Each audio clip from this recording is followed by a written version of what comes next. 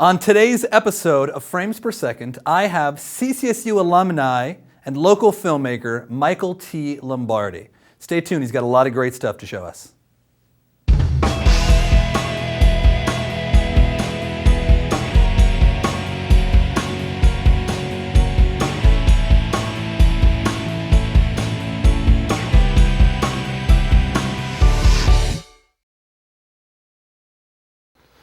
Welcome to Frames Per Second. I am here with CCSU alumni, filmmaker Michael T. Lombardi. Michael, thank you very much for being here. Thank you, sir. Good to see you. Appreciate you having me. Oh, it's my pleasure. So, it's always great to have some CCSU alumni here that have gone on to really make a name for themselves in the industry. So that's great. When you were at Central, was this always the kind of career that you wanted to break out into? Always. Always? Well, not so much acting per se. Yeah. I was in this I was a communication major, Yeah. so I was in the broadcasting track. Right. In fact, as I was just saying to you, I did some of the first on-camera stuff right in this very spot. That's so great. So it's kind of nostalgic and awesome for me to be back here. Yeah. But yes, to a degree, yeah. I started doing stand-up comedy while I was here at Central, Okay. in addition to pursuing my communication degree. Yeah. And it just took off from there. Eventually, I just decided I would rather be the one being interviewed, Right. as you're interviewing me now, than doing the interview. I just felt more comfortable as an actor and a performer. Yeah.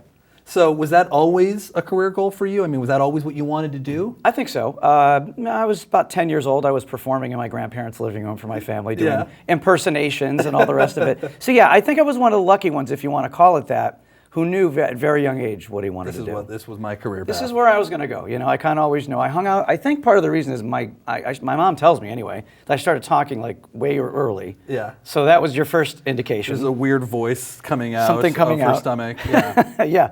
And then I hung around with a lot of adults, so my vocabulary developed, and I just kind of got into that whole Yeah. thing. And the next thing you know, I'm Mr. Smarty Pants. You know, I'm There you go. doing everything. So, So why did you choose Central? I was raised in Newington, Yeah. so we're close. Yeah. Really, it came down to cost for Yeah. my, we're a middle class family, so we really didn't. And it's not like I was an A student in school either. I was a C+, B- student. I wasn't great with the SATs and the standardized tests, so I was somewhat limited.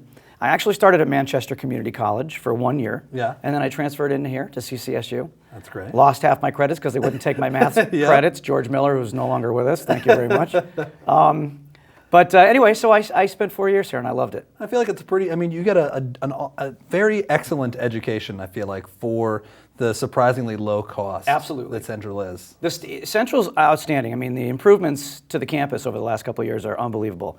I come back for homecoming every year. Yeah. We watch, over the years, the new dorm buildings going Yeah. up, the improvements to the student center. They're always planning something, and that's really what education should be Yeah. about. When you're going, you're paying money. I don't care how small or large the tuition is. You need to get something for your dollar, and if Right. they're competing with other people, you gotta do the right thing, and that's Yeah. what they're doing here. I like the energy on a college campus, and, Yeah. and I particularly like the energy here, but the memories too. Yeah, So, that's great. it's like I don't live very far, so I come back every once in a while, just take a walk around, see awesome. what's going on at Yeah. my alma mater. So after college, Yeah. where did you go from there? I was pursuing broadcasting. I wanted Yeah. to be a news anchor. So I stayed here locally for about 2 years afterwards, trying to get some kind of work. It's much different now in the broadcasting industry than it was when I graduated, but there weren't a lot of jobs for guys like me. If you were, and this is not meant in a slight in any way, but I'm a white Italian-Irish male. They were looking for African American or Asian women at the time, or Latino. So as it's gotten more diversified, I started realizing, I'm not going to have much of a chance Yeah. to get what I want in this business. And it wasn't also pulling on me either, because I took journalism classes, and I was a talent. I mean that being in front of the camera. Right. But I didn't consider myself a journalist. Okay. And when I would watch the state of television news, I got less and less interested in it as time went on. Just disenchanted with the fact that it Okay. became sensationalism, I thought, more than anything I else. get you, yeah. That was really, for me, the reason why I veered off and said, you know what, I'm going to go into the entertainment industry and be an actor. It's what I've always really wanted. Okay. I'm going to take my chances and do that. So, So, is that scary? yeah. Yeah. Well, it's scary because, if you're an artist, you have to understand that you're going to be out of work Right. most of the time. If you talk to any actor who's in SAG-AFTRA, you look at the percentages, 95% of the actors in SAG-AFTRA are unemployed. The 5% are your Tom Hankses and Julia Roberts Right. and all the rest of them, Christian Bale's.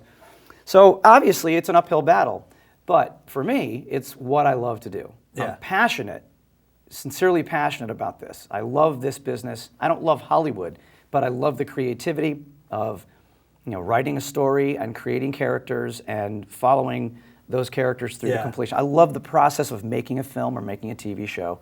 And it's where I feel the most comfortable in my life. I feel it's where my niche is. Now, do you feel like breaking out of an industry like that you established is you're going to have to accept the fact that there's a decent chance you're going to be one of those unemployed ones, at least for a while? Right. Do you feel like it is imperative that you have that passion and that drive Absolutely. in order to make it happen for yourself? That's an excellent way to put it, because that's what it is. And I think any student that goes to this university or any university that has a film program or a program related to it, your professors would be doing you a disservice if they didn't tell you what you just said. That is, you have to have passion for this, because there are many, many times when you're not working at all. It's a cliche, well, actors wait tables, or they do this or they do that. I have had pretty much every job known to man since I've been an actor pursuing, because it's what I've had to do. Right. And when you reach a certain age, that doesn't change. Just because you're a certain age doesn't mean you have to, So yes, passion is key. If you don't have passion, why do it? You might as well be an accountant or something where you can pay the bills. And some people have a passion for accounting, and that's great. That's not ever going to be me. I can barely do simple mathematician, but whatever. Balance the checkbook, good to go.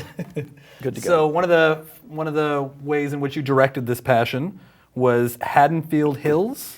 Haddonfield Hills was one of my more recent projects. It's a web series, and it was actually the first attempt that I made at a web series. Okay. That's really where the entertainment industry is, by the way, now. Yeah. There are film festivals. We were talking about South by Southwest, Yeah. Tribeca, and of course Sundance. Those festivals, while originally, I'll talk about Sundance more than the others, that was originally intended for guys like me, who had no name, no experience, no budget, to put something together and let the industry professionals take a look at it. This is what I got, this is what I can do. This is what I can do. Now, instead, it's Ben Affleck's got his own production company, and that's considered independent. Yeah. It's completely changed. Yeah. Completely changed. But Haddonfield Hills is a web series that I did 2 years ago. Okay. And it was just a kind of a whim. I had just come out, I'd done 4 films, I did 2 shorts and 2 features, and I'd just come out of a horror film that I had done, or a suspense film.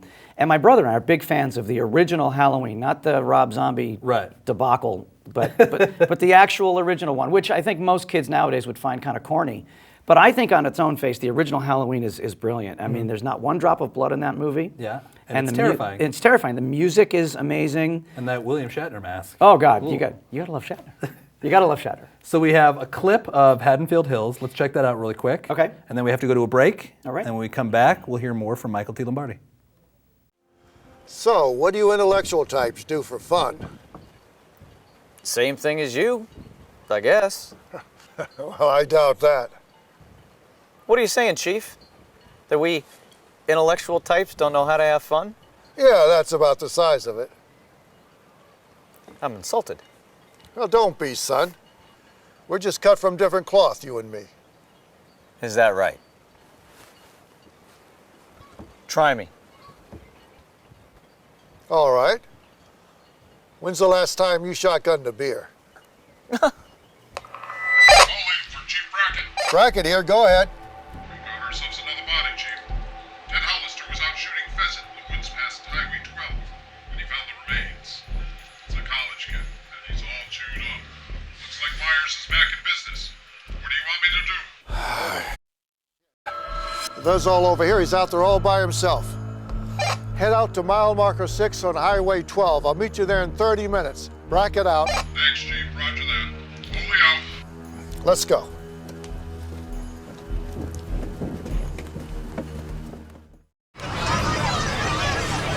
Get your ass up. You're not in here. Yes, I am. Move. Give it to him hard. No. Every day, kids witness bullying. Why you stab me with it? No. They want to help, Ow. but don't know how. Oh, you got Teach your kids how to be more than a bystander. Visit stopbullying.gov. We are back with filmmaker Michael T. Lombardi. So before we left, we saw a little bit of Haddonfield Hills. Yes. It was your tribute to Michael Myers in the original Halloween series. The original Halloween. Yeah. Yeah, it was, you know what, I just come out of my second feature film. I had been working for the past 2 years on 2 major, feature films, and I needed something different to kind of break it up. I kind of got sick of the same thing. My brother and I are big fans of the original. Yes, and the William Shatner mask as well. For those people that don't know, it's a William Shatner mask from the original Star Trek show that was spray painted white and actually had hair put on it, and they took off some of the features. Yeah. And they had a bunch of other masks too, didn't they? Like all lined up. Clown masks. Yeah, a bunch of different stuff, like an old guy mask. Yeah. This one, when they put it on, they knew. Yeah. Yeah. I think the Carpenter original is brilliant. Yeah. And I think it's brilliant because it's simplistic. And I think what it proves, which is what a lot of filmmakers today don't understand about horror, you'll notice a lot of independent filmmakers and guys that are first starting, let's do a horror film. And it's big for college too. I mean, college students do it. But most of them are really bad. And the reason why people do them is because they're not difficult to produce. And you can get bad actors and bad scripts and bad everything, and people will let it go because it's just some nudity and some blood and gore. Exactly, and that's all you need. Yeah. And but for me, I wanted to create a suspense. I like to use the word suspense as opposed to horror. Yeah. I want people sitting on the edge of their seats, jumping, rather than just watching somebody getting disemboweled and so forth. Don't get me wrong, I don't mind Saw. There's a marketplace for it, but for me personally, if I'm going to spend $14 to go to a horror movie, I want to be scared. Yeah. Disemboweling somebody. Like you said, being able to scare people without throwing in all of that ridiculous blood and gore and stuff like that. Yeah. Like you said, Halloween, not a single drop of blood. Not and a it was single drop. terrifying. Yeah, amazing. So that's where the inspiration for Haddonfield Hills comes from. That was the right? inspiration. I took the 5 major characters: Michael Myers, Police Chief Brackett, Laurie Strode, Loomis, and of course one other. It's escaped me. And then I created a whole bunch of new characters. Yeah. I took a risk. I said, you know what? I'm not getting, because if you go online, you'll see hundreds, if not thousands, Right. of fan films. Most of them from guys in Kentucky, because they're really good with knives apparently in Kentucky, and That's their thing. and they have their accent, so they work really well. Well, that's what I said. Welcome to Kentucky. Enjoy our knives. Enjoy our knives. So. Yeah, I've heard that too. Yeah. Anyway, no, I want to try something different. I said, if you're going to do something, go all out. Yeah. So I figured either people who are fans of Halloween are going to love it, or they're going to think it's ridiculous. So I broke it up into a web series. The first episode was essentially a loose imagining of the original film. Yeah. And then the following episodes take place at different times of the year. I always said, what would happen if Michael Myers came around at Christmas? And I had this vision of blood on the snow, or great. just, that kind of thing, or him walking amongst a Christmas tree farm, or what happens to him. Yeah. The movies would take place once a year, but what happens to him? Right. He just goes to sleep for the rest of the year? So let's bring him back. Let's try I something can't kill different. anybody now. There's no jack-o'-lanterns. It's Christmas. I can't do anything with That this. that would be terrible. So I just tried it. We tried it. We took a risk. And how was it received? I mean, pretty good. Yeah. I mean, I didn't, they're rabid fans, so believe me, they'll come on and tell you if they think it sucks. Yeah. We didn't get a lot of that, but we also didn't get a lot of hits. 1,000 on average, which is nothing on YouTube. But Yeah. so It's still something. I did it for fun. We had a good time with it, and we bought one little quick thing is my brother and I bought the original mask from a guy in Tennessee who has permission to use the original Shatner mold, and he uses horsehair. I mean, it was like $300. Oh, wow. But it looked exactly like the original Oh, that's mask. so cool. Phenomenal. So it was great. So next we have Grandpa is a Weirdo. Yes, Grandpa is a Weirdo was my first feature-length film. Okay. And I told my grandfather, who was, he's passed away now, but he was alive at the time, and I Was said... he a weirdo? No, he wasn't. Okay. But when I told him the name, of the movie, he just looked at me. And I go, it's not autobiographical, don't worry. I promise. Yeah, my girlfriend and I were driving up to Springfield or something one night, and all of a sudden the title popped into my head, and that's kind of how things hit, just Yeah. weird ways. So I looked over and I go, how about Grandpa is a Weirdo for a movie? She starts laughing at the title. I'm like, well, if you're laughing at the title, then I think we've got something. There we go. So I created the story about this eccentric grandfather who was a former NASA scientist, Okay. who is widowed, and who's then moving in with his daughter, her husband, and his 2 grandkids. Okay. He has a 14-year-old son who's starting high school, grandson, and a 12-year-old granddaughter. Okay. His grandson starts getting bullied at school. So, and they both of the kids, that tender age of 12 to 14, they think any adult that does weird things is weird. Right. Hence the title, Grandpa's a Weirdo. He stayed in the garage all the time. He had his own laboratory. He was putting all these inventions together, coming up with all kinds of crazy stuff.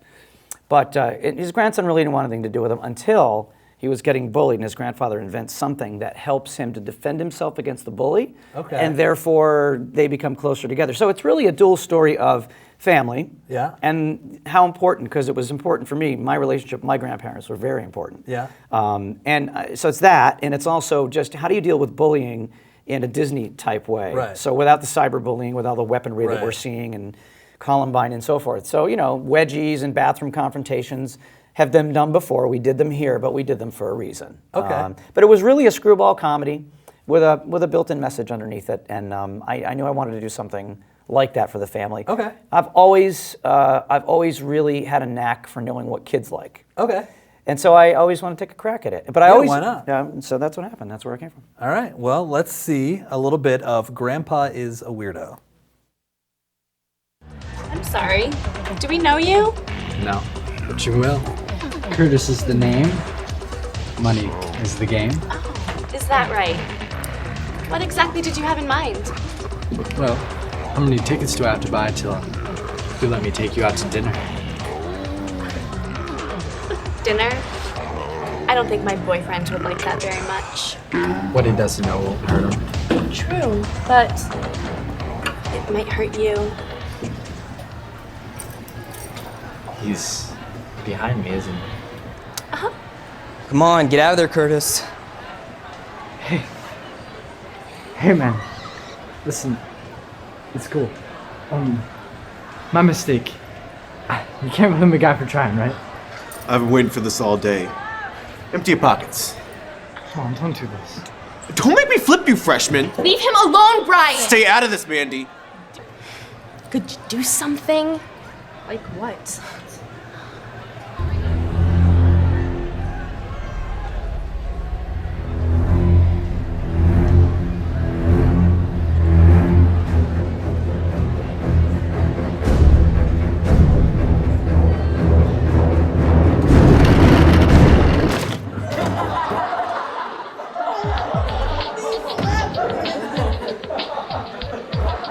Seriously reconsider your options here, Derek.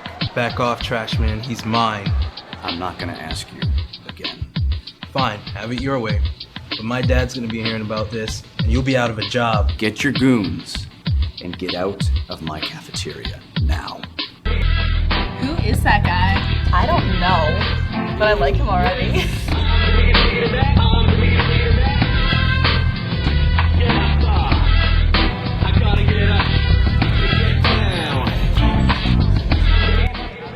Remember, Matthew, no one has power over you unless you give it to them.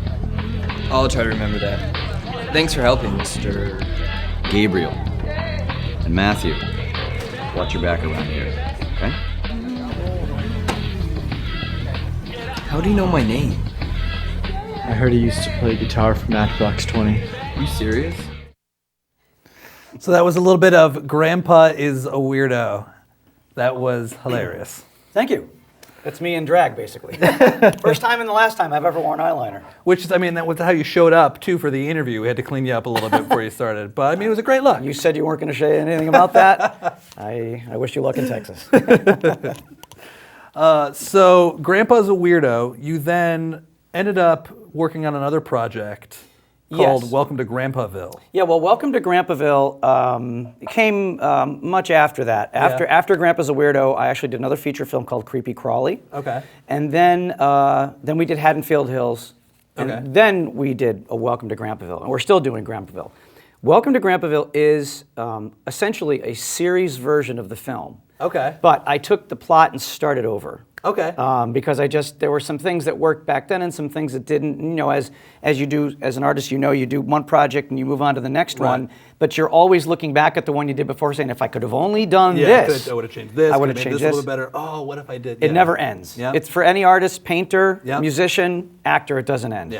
So for me, I said, I think I have an idea. So I went back to the drawing board, recreated the entire show, and we came up with Welcome to Grandpaville, which debuted last October. All right, we're going to take another quick little break. When we get back, we'll hear more about it. Stay tuned.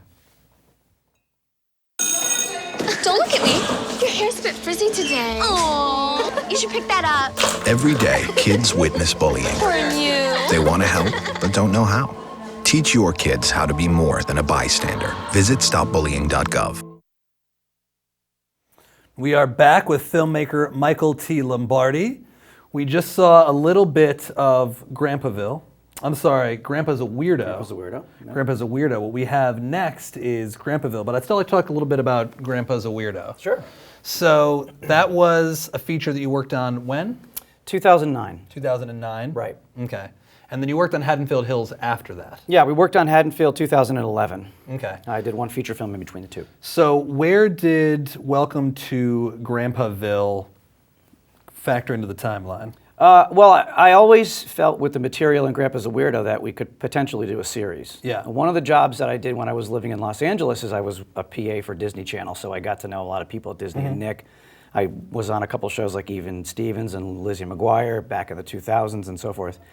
So I felt like this movie had a lot of material that could be taken off and just run with. Okay. So that's kind of, so I was actually thinking about a series while we were doing the movie. Then I just needed to challenge myself with other genres. And Right. but I But it was always, still kicking always around there. back there. Was always there. Yeah. Always there. All right. So then what was step one? I mean, what happened where you decided, all right, now's the time. Now I'm going to go back to this. Truthfully, it was the elementary school shootings in Newtown. Yeah? Because when, now I have a 6-year-old nephew. I'm not married, I don't have any kids. But when that event happened, it impressed upon me the need for family programming. And not just like stuff that's on Disney now, which is really catered towards 13-year-old girls, but something, which it is, that's the demographic. Those are my favorite shows. Please tell me you don't watch Jesse. Please. No, I totally don't. Thank you very much. Oh, God. No, I wanted to make a show that appealed to the entire family. Something that, you know, mom and dad, brother and sister, grandparents could all sit down together and find something of value. So the kids would enjoy and the parents wouldn't want to shoot themselves. Exactly. Right. I mean, I think feature films are getting more and more like that. Animated, really, there's a lot of stuff that's over the kids' heads nowadays. A lot of Pixar stuff, you know? Pixar, yeah. But I wanted to focus strictly on creating a show where I felt there was a niche market. Okay. There's not one show on television, I'm not talking about animated, but live action, that deals with a grandparent raising their grandchild or having something to do with raising their grandchild. So I came up with this idea to have a show that focused on, instead of the grandfather moving in with his daughter and her family as he did in the film. Yeah. He lives in this beautiful Victorian house, and his 11-year-old granddaughter comes to stay with him for 4 months while her mother's in Europe on business. Okay. So she's a single mom. Yeah.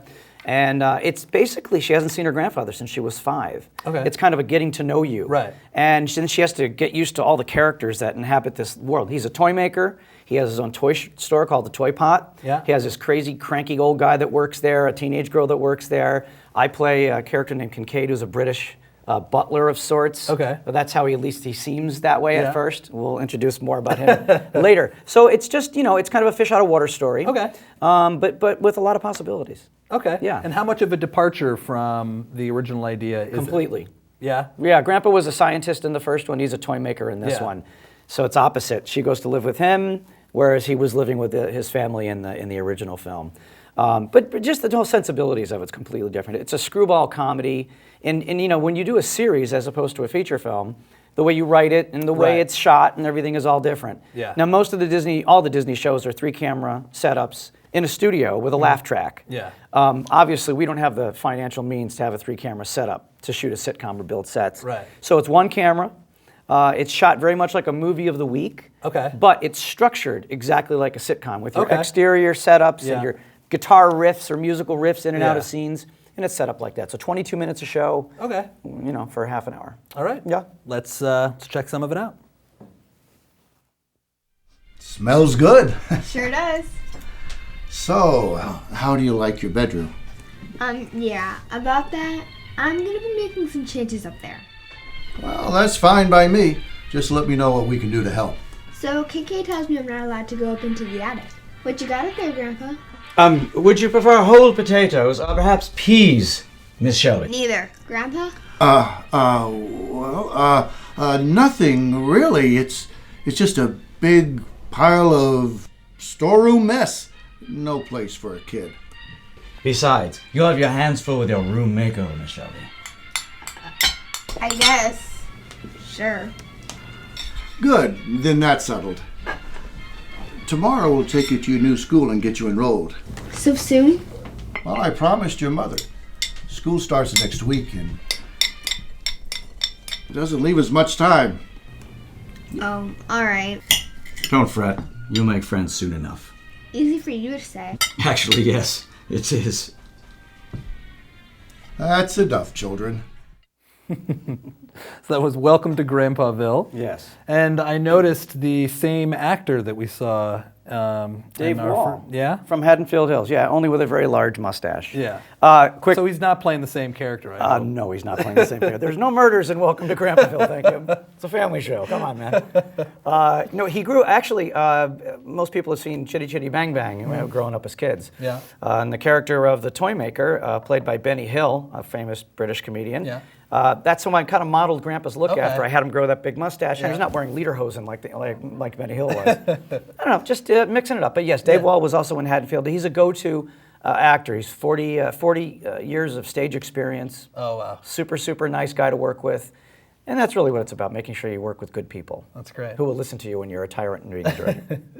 Well, I wish you much luck with that Thank you. project. Thank you. And I would like to ask now, as we're wrapping it up, Yeah. being a CCSU alumni, living in the area, what sort of advice would you have for other students out there that are looking to break out into the acting business, or wearing the many hats, like you said, in a overall filmmaker responsibility? What would you tell them? Well, I mean, it's kind of a double meaning question, because today the technology exists for everybody to be filmmakers. You can make a movie on your iPhone. In fact, they are. The equipment's affordable, so most people have that. So I would say that if you want to make a niche in this business, don't just pack your stuff up and go to New York or Los Angeles, where everybody out there is doing it. Right. Find a way to try some stuff on your own. Write scripts. Do local. If you're an actor, get as much experience as you possibly can. Stage experience, whatever.